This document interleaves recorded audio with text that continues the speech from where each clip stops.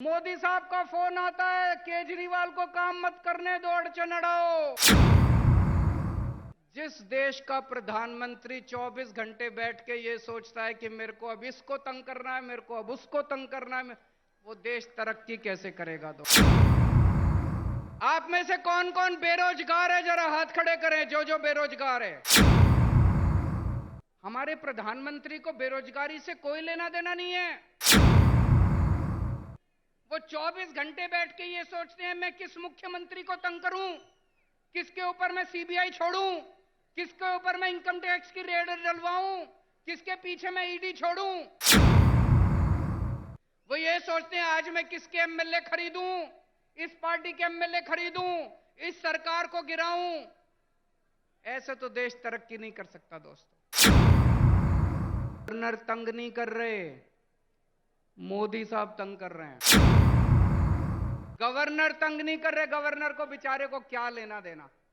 Governor को तो बड़ा सा बंगला मिल गया, आलीशान गाड़ी मिल गई, एयर कंडीशन माहौल मिल गया, नौकरी मिल गई, 5 साल ऐश करने के लिए आता है गवर्नर। गवर्नर को क्या लेना देना। हमारे देश को आजाद हुए 75 साल हो गए, 75 साल। फिर भी हमारा देश गरीब क्यों रह गया? फिर भी हमारा देश पिछड़ा क्यों रह गया? हमारे बाद सिंगापुर आजाद हुआ, जापान सेकेंड वर्ल्ड वॉर में तहस नहस हो गया था, जापान हमसे आगे बढ़ गया, सिंगापुर हमसे आगे बढ़ गया, जर्मनी हमसे आगे बढ़ गया। हमारे में क्या कमी रह गई? हम पीछे क्यों रह गए? हम पीछे इसलिए रह गए क्योंकि जैसे भी मान साहब ने बताया, हमारे देश की राजनीति बहुत खराब है, हमारे देश के नेता बहुत खराब हैं। पहली बार इस देश के अंदर एक उम्मीद की किरण जागने लगी है। इस देश के अंदर कुछ मुख्यमंत्री एक साथ आ रहे हैं, कुछ नेता, अखिलेश यादव जी जैसे नेता एक साथ आ रहे हैं, और अब हम सब मिलकर इस देश के विकास की चर्चा कर रहे हैं। हम सब मिलकर अब राजनीति की चर्चा नहीं करते। आज पूरा दिन सुबह से शाम तक हमने बैठ के चर्चा की कि देश के अंदर शिक्षा अच्छी कैसे होनी चाहिए, देश के अंदर अस्पताल अच्छे कैसे होने चाहिए, देश के अंदर सिंचाई अच्छी कैसे होनी चाहिए, किसानों के लिए क्या कर सकते हैं, मजदूरों के लिए क्या कर सकते हैं। देश के कुछ मुख्यमंत्री इकट्ठे होकर ये करने लगे। हम एक दूसरे से सीखना चाहिए हम लोगों को। मुझे याद है बचपन में जब मैं 10वीं क्लास में पढ़ता था, उस टाइम से हम सुन रहे हैं केरला में स्कूल बहुत अच्छे हैं, केरला में अस्पताल बहुत अच्छे हैं। उस टाइम से सुन रहे हैं। अगर केरला में स्कूल हॉस्पिटल अच्छे हैं तो अभी तक बाकी देश में क्यों नहीं हुए? अभी तक हो जाने चाहिए थे बाकी देश में भी, क्यों नहीं हुए अभी तक बाकी देश में? हम सारे आपस में लड़ते रहते हैं, हम सारे पार्टियां आपस में लड़ते रहते हैं, सारे नेता आपस में लड़ते रहते हैं।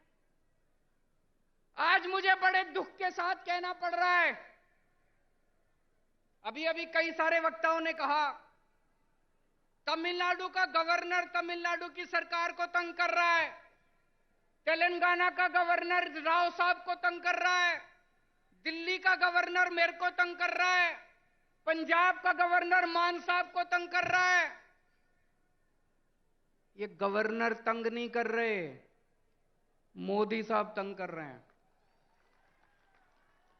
गवर्नर तंग नहीं कर रहे। गवर्नर को बेचारे को क्या लेना देना।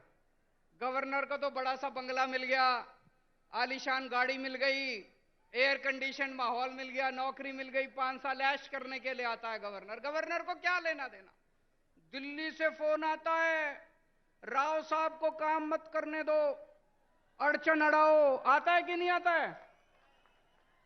दिल्ली से फोन आता है, भगवंत मान को काम मत करने दो, अड़चन अड़ाओ। मोदी साहब का फोन आता है, केजरीवाल को काम मत करने दो, अड़चन अड़ाओ। जिस देश का प्रधानमंत्री 24 घंटे बैठ के ये सोचता है कि मेरे को अब इसको तंग करना है, मेरे को अब उसको तंग करना है, वो देश तरक्की कैसे करेगा दोस्त? आप में से कौन कौन बेरोजगार है, जरा हाथ खड़े करें। जो जो बेरोजगार है, जो जो अनएम्प्लॉयड है। मुझे लगता है मेरी भाषा शायद समझ नहीं आ रही है, अनएम्प्लॉयड तो बहुत लोग हैं। आज देश का एक एक युवा बेरोजगारी से त्रस्त है। हमारे प्रधानमंत्री को बेरोजगारी से कोई लेना देना नहीं है। वो 24 घंटे बैठ के ये सोचते हैं मैं किस मुख्यमंत्री को तंग करूं, किसके ऊपर मैं सीबीआई छोड़ूं, किसके ऊपर मैं इनकम टैक्स की रेड डलवाऊं, किसके पीछे मैं ईडी छोड़ूं। आज पूरे देश के अंदर इतनी महंगाई हो गई है, एक आम आदमी को अपना घर चलाना मुश्किल होता जा रहा है, अपने बच्चे पालने मुश्किल होते जा रहे हैं। लेकिन देश के प्रधानमंत्री को महंगाई की, बेरोजगारी की कोई चिंता नहीं है। वो ये सोचते हैं आज मैं किसके एमएलए खरीदूं, इस पार्टी के एमएलए खरीदूं, इस सरकार को गिराऊं। ऐसे तो देश तरक्की नहीं कर सकता दोस्तों। 2014 में आप लोगों ने पूरे देश के लोगों ने बड़ी उम्मीद के साथ इन लोगों को भारी बहुमत दिया था, और एक एक बार नहीं, दो दो बार आप लोगों ने इनको बहुमत देके जिताया। लेकिन अब देश बदलाव मांग रहा है। लोगों को पता चल गया कि ये लोग देश बदलने के लिए नहीं आए, ये केवल और केवल देश बर्बाद करने के लिए आए हैं। 2024 का चुनाव आपके लिए एक मौका है। अब 10 साल हो गए, और कितना इंतजार करेंगे।